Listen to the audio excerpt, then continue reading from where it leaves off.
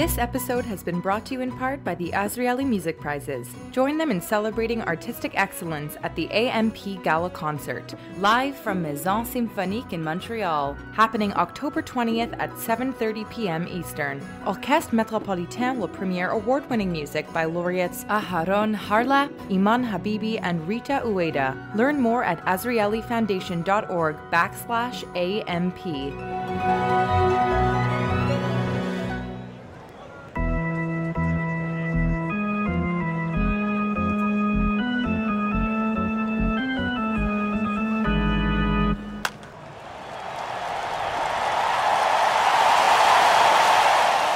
Hey everybody, welcome back to the Menschwarmers, your bi-weekly look at the world of Jews and sports. Gabe, how you doing, buddy?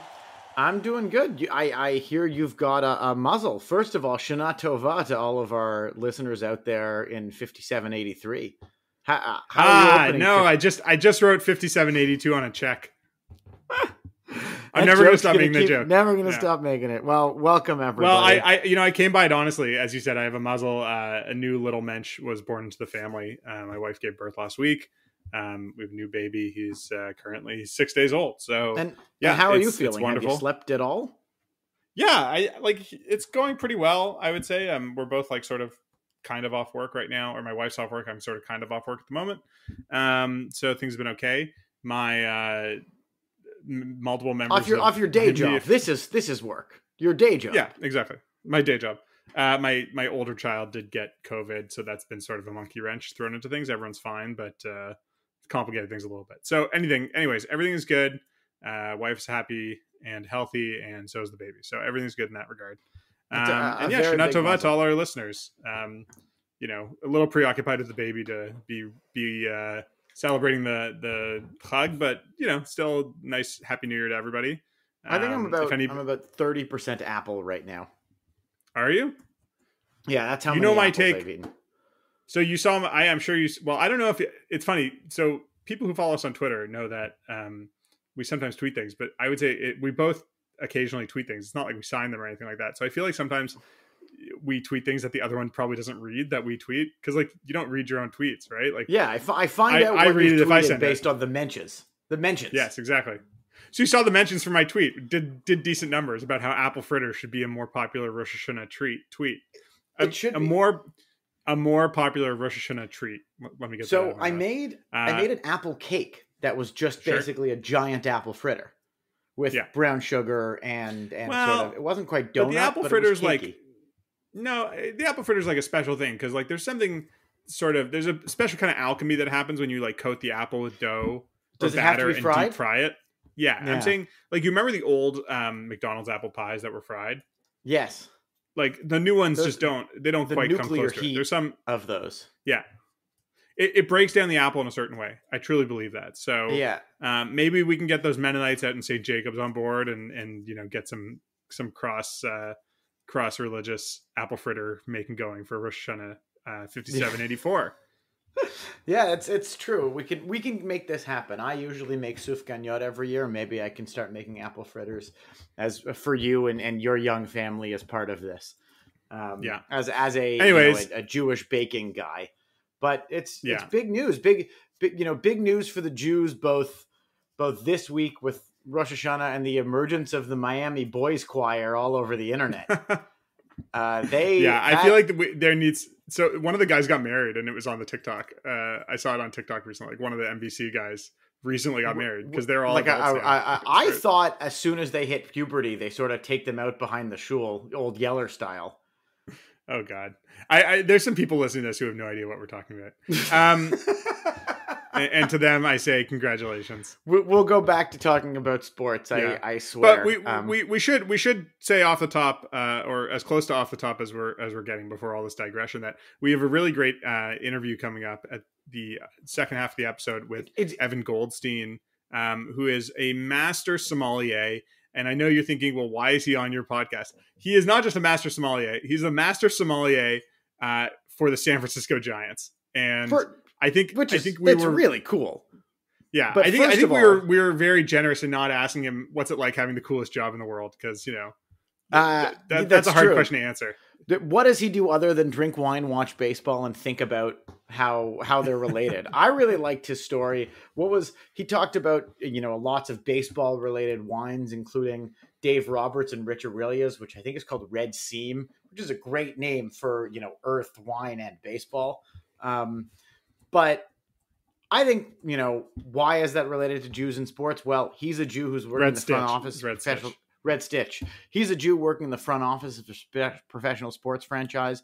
Also, I think competitive tasting could be theoretically a sport. In our interview, Jamie mentions that classic episode of Frasier, where Niles and Frasier are running for Corkmaster, as well as the movie Somm, which sort of features a competitive element of which Evan is one of the main judges of the Master Sommelier program and one of the oldest ones in America. It's actually stick around for that interview. I think it's going to be really interesting to people who are Giants fans and non-Giant fans, just to hear more about the idea of wine and baseball, wine and sports as a burgeoning topic. I think people are really going to enjoy that. Is that as sophisticated as we've gotten as a podcast? Oh, good question. I mean, we've had some pretty great writers on here. Different sports writers, various stripes. So we've gotten literary, but this is like the most, of the culinary arts sophistication, I guess, that we've gotten so far. We were very sophisticated discussing the invitation etiquette of Jeff Pearlman's bar mitzvah, and I think this is a different kind of sophistication that we're getting here. Definitely. Before we get to that, anything going on in the world of Jews and sports news that we want to discuss before we get to that? Yeah, I have a pitch for you. Sure. I want to ask. I want to bring you a hypothetical, or see if you and any listeners will join me in this plan. I think it's time we start a movement. Recently, Jewish baseball player and guy who's having a great year, Rowdy Tellez, committed somewhat disappointingly to Mexico, which obviously good for him. I'm happy he's playing for the country of his parents' ethnicity. However, he is also Jewish and therefore eligible to play for Team Israel. He has chosen to play for Mexico, which leaves a first baseman-sized hole for Team Israel.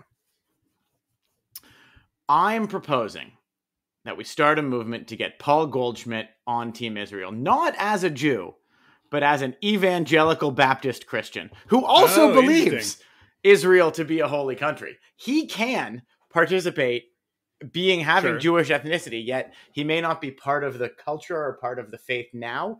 He still, I think, thinks Israel is like the promised land where he will go. So can we convince him that it's an evangelical thing to bring him closer to Jesus to participate for Team Israel in the World Baseball Classic? If anyone wants to support it, please tweet at us with hashtag Goldschmidt for Israel. I think it's a good idea, but I feel like he's almost certainly going to be playing for USA. He can play for any country in the world, but USA is one nation under God. Israel is one nation chosen by God. You see, I think that's a big difference.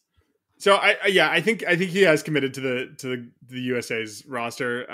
But if he wants to renege on that and sort of follow his path as a different kind of chosen person, I guess in his own mind, then sure, why not? I don't know that he'll be able to play in all the games, depending on what the vaccination rules are where the games are played. I think the US's first games are in the States, but there might be some games afterwards. So I have no idea what the rules are. Israel's are also in the States. So, while he may have committed, I truly think he should be playing for Israel. I don't know. An evangelical. Yeah.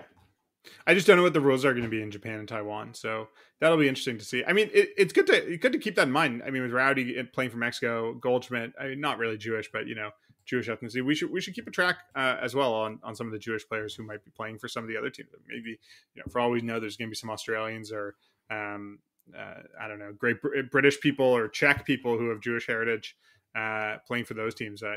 Lesser known baseball players who have eligibility for those countries as well. I think that's true. I couldn't find the Great Britain baseball team and their catcher Harry Ford. I know we've got some listeners in Great Britain too, so shout out to you guys following them and Harrison Ford. If you know of any Jewish players on that team, we couldn't find any based on our research, but I'm sure there'll be more coming through. We know of at least 2 Jewish players or players with Jewish heritage now, with Goldschmidt maybe playing for Team USA unless this campaign can really get off the ground.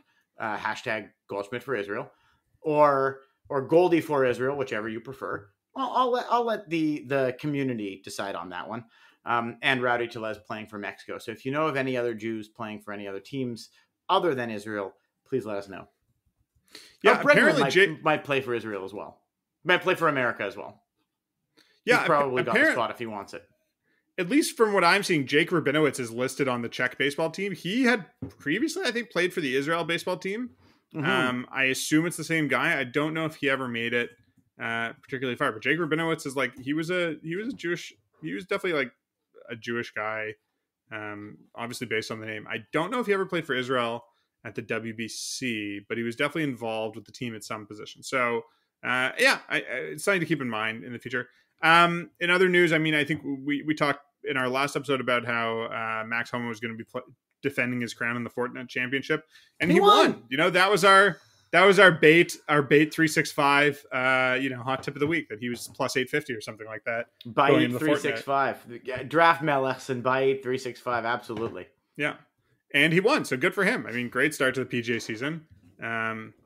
It's the weird fall season, so. You might not see his name prop up again for a little while. He was at the President's Cup, obviously, with the American team that won.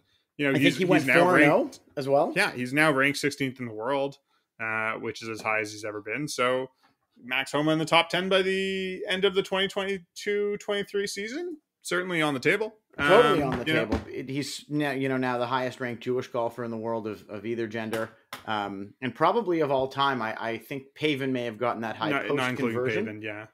It depends where it was conversion related, but he's up there, and we're really happy for him. If he ever reaches 18 and lands specifically on 18, it's like bump style points. I think Daniel Berger was around there last year. He got into the top 30. Yeah, because I think he was higher because he won Pebble Beach. Remember, and that it's sort of weird. It's worth different amounts of points, and like he had the few top 10s around there. So I think he was higher than that around that time. But he's dropped off a little bit. He's had a rougher go in some of the later majors of the year. Yep. Anyways, he's currently ranked 33rd. Anyways, not much else going on. I mean, obviously the baseball season's coming to an end. Football, we've previewed people. I'm sure we'll do a little basketball preview in advance of that. Not a lot of juice in the NBA, and a hockey preview as well should be coming up soon. I to my dismay, as a non-hockey fan, it seems like every other sports channel I go to has preseason hockey on now. So, great. Thanks a lot. without even focusing on the Jews, we should, but without even focusing on the Jews. Yeah. That's us. That's our job. It's not Sportsnet's job to focus on the Jews with the hockey. I can't believe hockey's back in like a week and a half. Just like it should be baseball playoff time, like football on weekends, and like we should all be focused on baseball playoffs. Does anyone really pay attention to the hockey season before New Year's? I feel like the fall hockey season should be like lower ranked. I like the way golf does it. There should be a part of the season that you don't have to care about as much. the first games only count for half as many points. Exactly. Like a win is 2 points, and like no overtime loss points at all. Absolutely. That's the way. Yeah. Anyways, I love that idea, but maybe we should talk about wine. We should move into the imbibing corner of the show. Yeah. Let's get to our interview with Evan Goldstein, master sommelier and master of all things wine for the San Francisco Giants.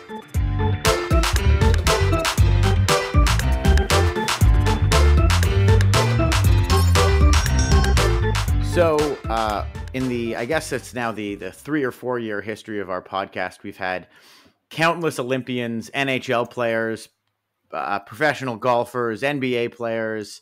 I guess the last one would be Major League Baseball players. But for the first time, we actually have something rarer than that tonight on our show, which is a master sommelier. We're here with Evan Goldstein, who has recently been, I guess the term would be appointed, the master sommelier of the San Francisco Giants baseball team, which I believe is a first in all of professional sports. That is true. Yeah. So, okay, Evan, our first question. If you're the master sommelier of the San Francisco Giants, what is it exactly that you do? Well, that's an excellent question, and one that we're going to be delving into shortly. As you well know, as baseball fans, we're officially out of it, which means that in about 12 days, we're all going to take a small hiatus, take a few weeks off, and then roll up our proverbial jersey sleeves and get in there and start talking about it. So we have lots of ideas of things that we want to do, but needless to say, we all need to sort of sit down and prioritize, put some timelines together. I think we have targeted goals of both, sort of the basic stuff, which is, wine selections inside the park at the various tiers and various experiences. But also, we also have spring training down in Scottsdale in mind to do some stuff there as well, too. But in essence, this is going to be a journey for everybody, in the sense that it's never happened before. So we're all going to be kind of learning along the way. So the obvious stuff would be, do an audit of what's in the ballpark currently, speak with the fabulous concessionaires Bon Appetit about what's been working, what hasn't, what sells, what doesn't, what areas they feel like we could lean into more, what areas from the standpoint of wine have we not spent any time in, and other reasons why. So there's going to be a lot of fact finding. I'll probably spend a lot of time writing notes and listening to what's doing. It is certainly not my goal to go in and break things. Things have been working awfully well here. And I think if anything, we just want to continue to enhance it. So that's probably the nuts and bolts of it. That being said, however, we have several ideas of things that we want to do. We want to definitely pick up on the event part of thing. And like I said, I have a personal goal, which I hope is consistent with the Giants, of setting some programs up during spring training in Scottsdale next year. Some that are purely educational and learning. There's an entire wine country in Arizona that people don't even know about, dozens of whom winery-wise are doing a really good job. There are certainly lots of Giants fans and local community members who are big supporters of wine, and we want to be able to provide some learning opportunities for them. There are also a lot of players and Giants people who are into wine, and before things get too serious, I know they're very excited about wanting to imbibe, indulge, learn, etc. So we're going to build some stuff around that. And then, we're obviously going to have events at the park during the course of the year. We'll do various tastings, whether it's at the VIP level. I want to do some things for everybody. They've got various clubs and stuff out there, so we'll put some programs together for them. One of the things I'm actually really looking forward to is, I don't know if you all know, but 50 states in the United States of America produce wine. And while that is not to say they all make great wine, a number of them make really good wine. And with the schedule completely going, ballistic next year, one of the things that I'd like to do, that continue doing what they've actually been doing, is when visiting teams come into town, highlight some of the wines from there. So if you've got the Mariners coming into town, do some stuff from Washington. If you've got the Tigers coming into town, do some stuff from Michigan. If you've got the Rangers or, coming into town, do some things from Texas. So I think we're going to do some things there. I also think, we're in very preliminary discussions about wanting to put together something more formalized, a Giants wine club, TBD, et cetera. But that provides other opportunities too to really integrate wine as part of a greater experience on the field, off the field, and then in wine country as well. That's a great answer. Very detailed and very thorough. I mean, I should just add something. All 50 states produce wine, and also the one province in Canada, Ontario, where we both are, has a baseball team that should be coming your way. I think next year the Giants are in Toronto, but the year after we'll be in San Francisco. Well, we'll have to bring in some elements from Niagara down here, and Prince Edward Island, and a few other places. It's not just FYI, it's not very good, but you'll find something to serve that'll be palatable. James, you'll appreciate the fact that I was actually up in Niagara on the Lake, Canadian side, earlier this year, and was one of the two, what they refer to as import judges, brought in from outside of Canada to be a judge at the National Canadian Wine Awards. So I tasted probably north of 500 Canadian wines over the span of several days. And I know without question, we could find some really good wines to bring in and feature and highlight. Another friend of mine who's an importer. So there you go. Absolutely. That's we should amazing. Say Niagara on the Lake, home of our podcast producer. Or he's in Niagara Falls, but close enough.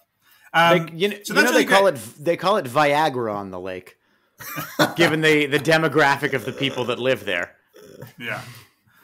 So Evan, I think baseball probably more than any sport has a I don't know, sort of relationship with an idea of casual drinking of like, sort of like beer and a hot dog, like that. That I think is a quintessential baseball thing. Not that people aren't drinking beer at other sporting events, but there has always been this connection, or at least in certainly within the American memory of beer and baseball. The idea, I think, of drinking wine at a baseball game, that in itself is a relatively new thing. I don't think it was something I saw much as a kid, or that was necessarily offered. But is it something, as a Giants fan, as someone who's been going to the games for a long time, is it something that you've seen increase over the years, that there's been more demand for wine, and not just wine, but quality wine when people are watching a game? Oh, exponentially. Actually, the Giants started back in the late 70s, back at the old proverbial stick, having wine offerings there, with an understanding, of course, that we were in wine country and wine was something that needed to be looked at. Right. Then probably I want to say the 90s. Myself, back when I was working as a Canadians, you'll appreciate this, for the Bronfman family with a company called Seagram, that was a big producer of wine and a number of other things. We worked with the Giants and sponsored them. And one of our brands, Sterling Vineyards, in fact, for 3 years running, sponsored an event called Wine Tasting by the Bay, where we literally set up a trade tasting at Candlestead Park and had, dozens of tables, and people come and tasted that. And people started to get really excited about it. I know the Giants at that time, besides the revenue, we're interested in wine too. And that seemed to carry on to the ballpark. When we moved to Oracle, what is now Oracle, what was then AT&T, that event actually carried over for a couple of years. And they used the opportunity of being in the new park and having reset and being in a sophisticated part of San Francisco where, the average ring of what people eat and what people drink is higher. And the number of corporate sponsors who come in who are interested in wine as well as beer and craft beer as part of their experience grew. And then wine has just been, as you mentioned, whether it's through, God bless the NBA, they've really been driving the wine thing more so than any other sport. But I think baseball's picked up on it. And I think that we're no longer going to be looked at as simply, to your point, a dog and a beer moving forward. That's really good news. In Toronto, we've got our concession stands that are fairly standard. We have some local stuff. There's, I think, something like 75 beers available now at the ballpark in Toronto. But if you go, say, to New York, to Citi Field's the one I'm thinking of, they have a Momofuku, they have a Shake Shack, they have everything. And they serve wine in what I think is a brilliant idea in a little plastic cup. Like it's a stemmed wine cup with a screw top. And it lets them portion it out pregame and give it, and you can pick between, you've got your whole lineup. Sometimes if you're lucky with a charcuterie board, if they haven't sold out. So I think it's part of, like you said, sort of the evolving of concessions as it goes on further. Yeah, no, and very much. I mean, the Giants have, I believe it's like 7 or 8 wine bars on various levels of the stadium, and people can get wine literally in a bottle, which you order a bottle, and they will dump it from the bottle into a very actually quite elegant plastic carafe and send you on your way with 4 cups off to your seat. You can get wine on tap, which is a huge deal here in California, and get some really premium wines available to you again in cups just tapped out. And in the suites particularly, they obviously have a lot going on as far as wine lists and things like that. And they've been seeing wine growing year in and year out. So I'm looking forward to rolling up the sleeves and taking a look at the numbers with them, setting some objectives on what we want to do. But I see this process, and I do see it as a process, pardon the Philadelphia 76ers pun for a minute, to really move wine forward and have this sort of set the new paradigm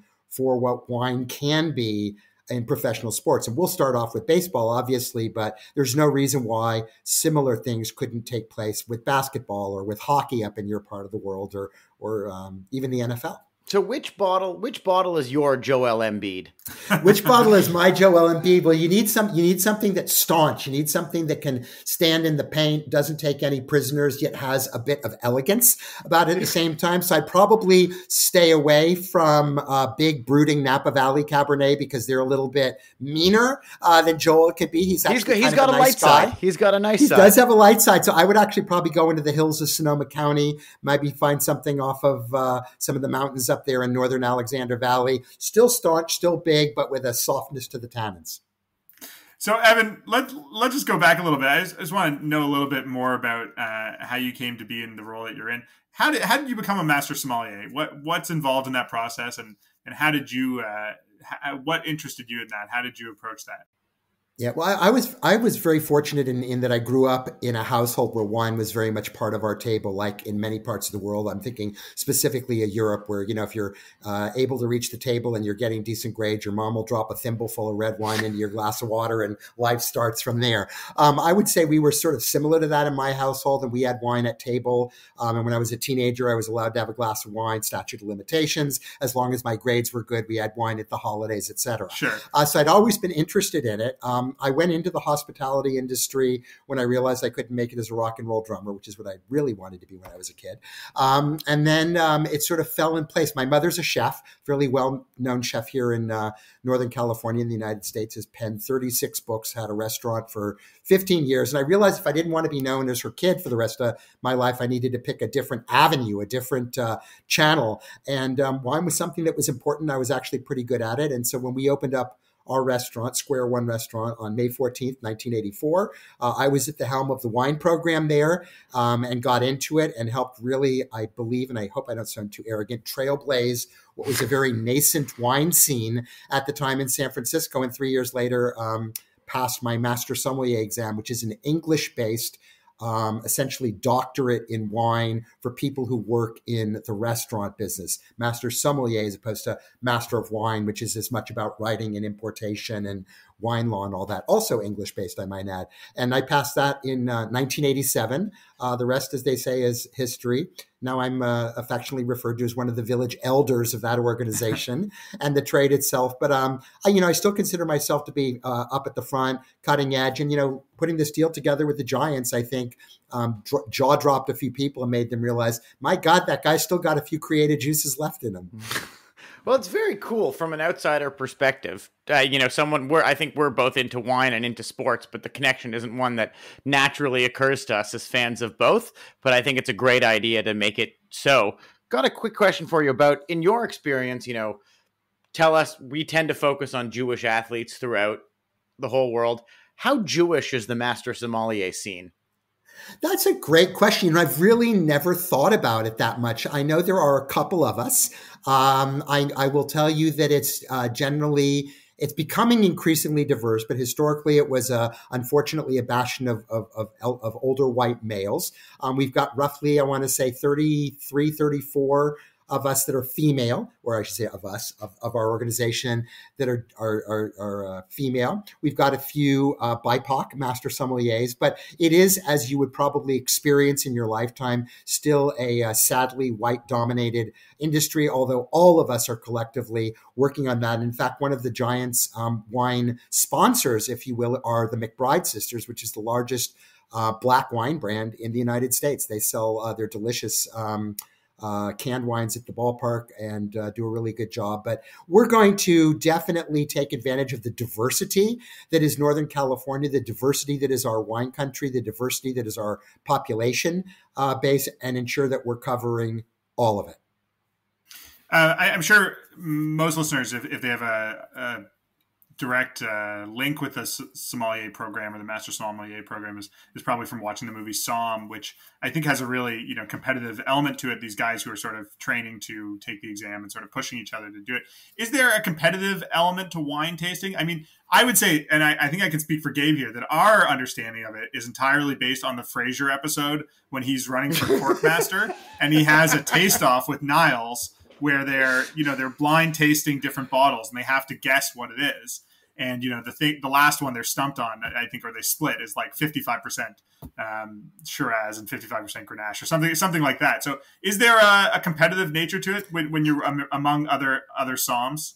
Yeah, I would say the answer is sort of yes and no. I mean, like anything else, the real world has a tendency to over-exaggerate and caricature everything. And there's certainly those of us, when we get together, we blind taste each other as probably as much for fun as for competition. Clearly, when you are in the examination mode of trying to become a master sommelier, there's a whole rigor and a process and matriculation and all of that. But when we're sort of getting together amongst friends and amongst colleagues, we'll do it for fun, but no nobody will be penalized.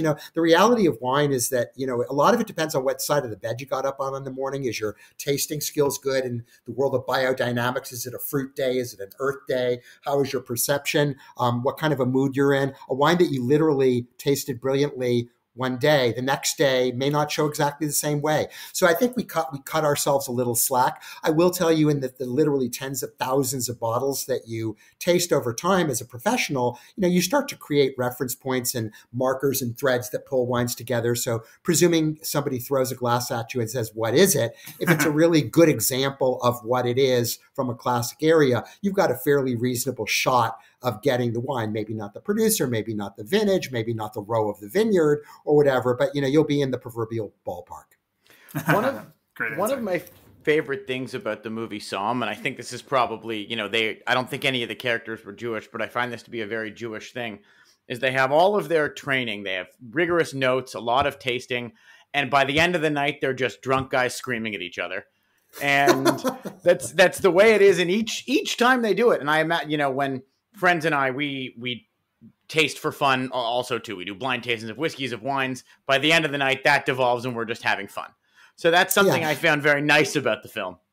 Well, I think there's certainly a truth to the fact that even if you're doing it, in a so-called professional manner and you are quote unquote spitting your wines rather than swallowing your wines, the reality is that the taste buds and the receptors in your mouth will absorb a certain amount of alcohol. So when you've gone through and you've tasted, even if you're spitting and maybe swallowing a sip here and there, 8 or 10 wines, you're going to start having a good time. And then things start to become fun and all that too. The day that this becomes purely a competitive sport, like, I don't know, baseball or something, then it really becomes challenging and we lose the whole purpose of it. I mean, wine is experiential. I think as you sort of rightly pointed out there, wine is about sharing, wine is about learning, wine is about discovery. I mean, the thing that I find the most fascinating at it is the more that you know, the more you generally want to know. And the people of mine who are like in classic brands of wines, one of the things they complain about the most is how do you build loyalty in a category that's defined by promiscuity? The more you know, the more you want to go out and experiment.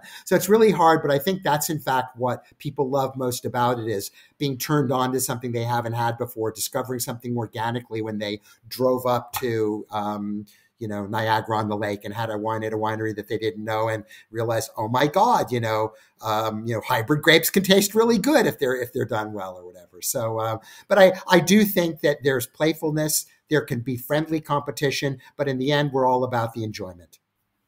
So, Evan, if you're okay with this, we'd like to throw a few things at you. Obviously, a fair amount of your job is not just about wines, obviously, but wine pairing, because, what is wine without food and vice versa.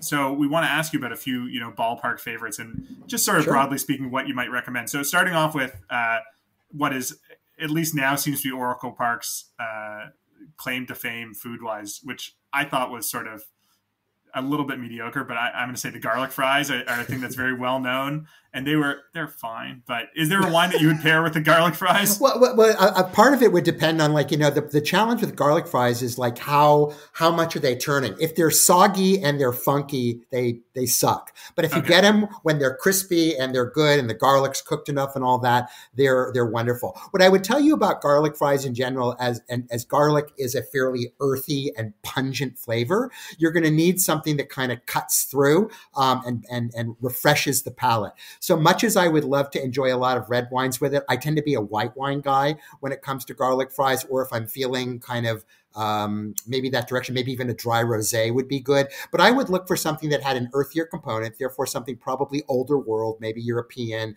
maybe French, maybe Italian, maybe Spanish, maybe Portuguese, with bright acid, not a lot of oak because you get enough fry out of the fryer and refreshing character to it to cut through that pungent garlic.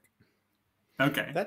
And I don't think the Giants have any kosher offerings yet. I mean, maybe they'll revamp that in the future. But if someone was to sit down with a Hebrew National hot dog, that classic, I think people consider a beef hot dog and a beer a pretty good combination. But is there a wine that pairs well with a nice kosher frame? Yeah, here's the challenge with the hot dog question is first of all, to your point, and you've correctly ascertained what kind of a dog is it? Because if it's a bratwurst or a Sheboygan, or if it's a Louisiana hot or whatever, not only are you changing the medium in terms of what it's made out of, beef, pork, whatever, but you're also changing the flavor profile. But the thing that I think most people don't consider with the hot dog is, unless you're at a Aussie rules football game in Melbourne, where literally you get a hot dog on a bun and nothing, literally nothing.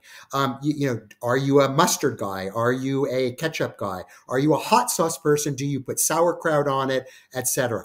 So that element is actually, believe it or not, going to drive the match more than the hot dog itself. The hot dogs at that point simply becomes a vehicle to drive everything else to your mouth. So I'm going to give you what I do, which is I get my beef hot dog. I'll put some brown whole grain mustard on it, both for texture and flavor, some chopped onions, and just a kiss, not too much, sauerkraut on it. So that'll pop some of the acid on it. You'll get a rusticity from the onions and the mustard, onions and the mustard, right? Thank you. And then you've got the beef hot dog sort of pulling the whole thing together. Presuming it's not over sodium filled, which unfortunately they are sometimes, I would go with sort of a nice, crisp, bright red wine. I would probably do the classic good old California American thing and have sort of a younger but not overly alcoholic Zinfandel, one that sort of pushes the red fruit, bright acid, will pick up nicely on all the elements there, work with the mustard, the raw onions, have enough body to handle that entire dish, but also be refreshing enough to carry everything through. This makes me want a glass of wine. Not and a hot dog.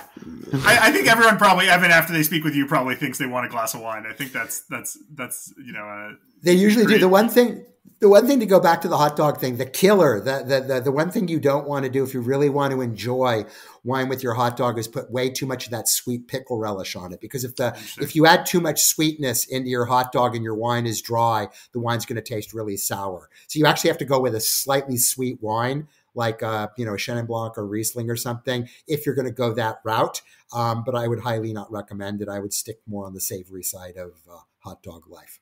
And so then some of the other baseball or ballpark favorites, I think, are probably things that, once upon a time they used to give out at bars for free because they made you want to drink more beer. So something like peanuts or popcorn, pretzels. Yeah. Is there something that goes with very salt and carbs? Yeah. Is there something that goes with a salty, carby snack in the wine? Something that you can drink a fair amount of, I guess, too. Most definitely. I mean, I think the most important thing there is if you think about what do we usually enjoy with that, we enjoy beer. And while beer has hops and bitterness, wine has acid instead. So things that tend to be lighter and effervescent actually work well. So you don't need to go out and buy quote unquote champagne. But if you were to get like a Spanish cava, if you were to get an inexpensive American sparkling wine, if you were to get a French Cremant from a place other than Champagne, or even a dry Prosecco, those actually have the stunt doubling thing. So you get the bubbles effervescently sort of cleaning your palate up and lifting. You have the acid of the wine cutting through the salt, and it works out absolutely beautifully. You can actually use, again, bright white wines work well for cutting salt and cutting richness again. So whether it was a Spanish Albarino, you could even do a dry sherry, you could do a Sauvignon Blanc, you could do a Pinot Grigio. All of those work well. And then finally, for people that are, they just don't drink white wine because that's not what they do, you can pick up lighter style red wines that are not super alcoholic, Italian Barbera, a Pinot Noir that's not overly oaky. That'll probably do the trick. And even things that have a natural salinity to them, like Spanish sherry, dry sherry is brilliant. Albarino from the coast of Spain, brilliant. Sauvignon Blanc from outside of northern Chile in the desert, not too far away from the ocean, believe it or not. Brilliant. Wines that have a natural salinity to them work well with foods that are slightly salty also. I got to say, I completely agree. Obviously, you know much more about this than I do, but as a sherry drinker, like a bowl of roasted peanuts and a dry sherry is like my favorite snack.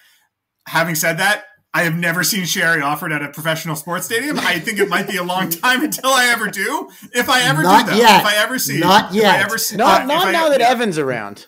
Not, but we also, the other thing that we're going to be doing at the park, which is, we host, soccer games and things like that too. And occasionally we had Real Madrid, I believe, come through last year, or FC Barcelona, one of them. We're going to be taking a look at everything. And if there's an opportunity to blow out an interesting match with something that people don't know, but somebody who is of that heritage might appreciate it, we don't never say never. We may bring some things out there. And again, the whole idea is to educate, entertain, edutain, if you will, people through their palate at every meaningful stop. That's fantastic. Gabe, anything you want to ask before we end our chat with Evan? I've been saving this question for the end, but are you working with the team to prepare the wine, sort of the wine-based recruitment box for Aaron Judge? Well, Aaron actually comes from not too far away from wine country. He's in the northern Central Valley. He's not too far away from Lodi and the Clarksburg area. And to the extent that he has an interest in wine, we can play to both his home areas and play to some of the better offerings there. But we can certainly play to the general Bay Area, extraordinary expertise. And if they want me on the bandwagon to wine him and dine him, I would certainly be there.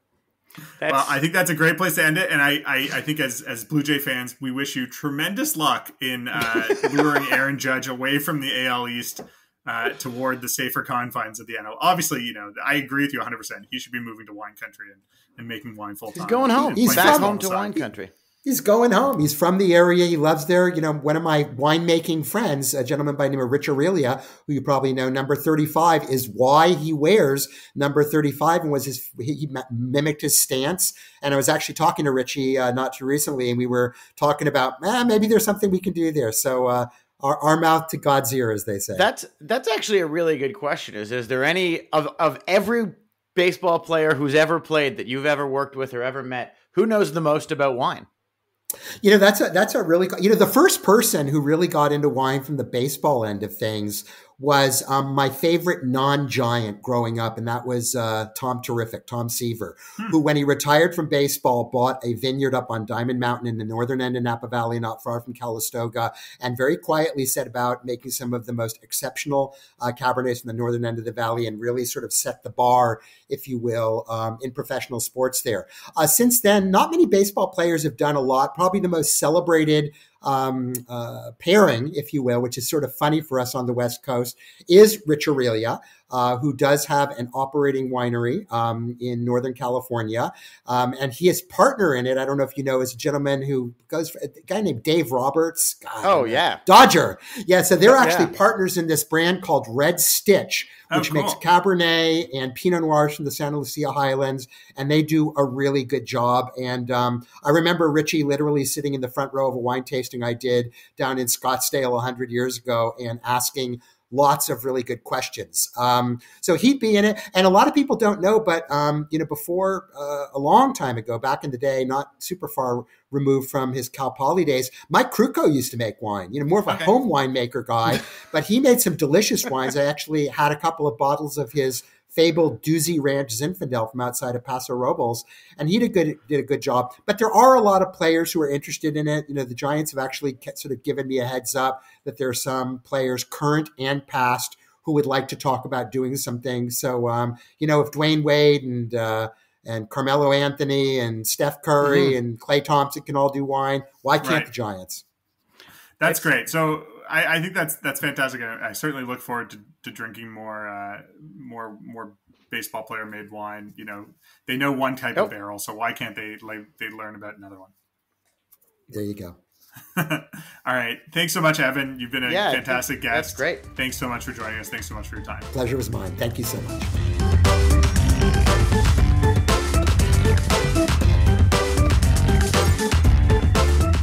Big thanks and Shana Tova to Evan Goldstein. We should have probably asked him which wine goes best with apple and honey, or made some sort of kosher wine joke, or talked about apple. I did want to make a kosher wine joke. Yeah, I did want to make a kosher wine joke, but I think probably, given that the Giants doesn't have a dedicated kosher food stand, which I was a bit surprised about when doing the research. I'm not surprised they don't kosher a couple wine. of years ago, if you go back into the Menschwarmers archives, dear listeners, we ranked the kosher food options all over America, and there's way fewer than you'd think. Yeah. There's most of the cities that have a large Jewish community have kosher food stands of some sort. Certainly all the Toronto sports teams do, or at least the major ones do. But not all of them. So, someday, I guess maybe they do have kosher options. I think there was the Hebrew National or something like that, or at least kosher enough style. And we talked about Hebrew National hot dogs in the interview. But another huge thank you to Evan for participating and chatting about wine and the San Francisco Giants. That should wrap up our episode. Other than you just gave me a terrible idea. What if instead of talking about the jokes we missed in the interview, a B-sides episode talking about the jokes we missed on every episode of the podcast from the beginning until now? I'm sure that could clear a iTunes queue like nothing else. Sure. Well, thanks for joining us. As always, we're brought to you by the Canadian Jewish News. You can find all of our episodes and articles and things like that on the Canadian Jewish News website, thecjn.ca. Please like and subscribe to this podcast wherever you get your podcasts. If you're listening to us on the website, Stitcher, Spotify, etc., please tell your nephews and nieces about our podcast. And as always, you can follow us on Twitter at Menschwarmers. Until next time, thanks for listening.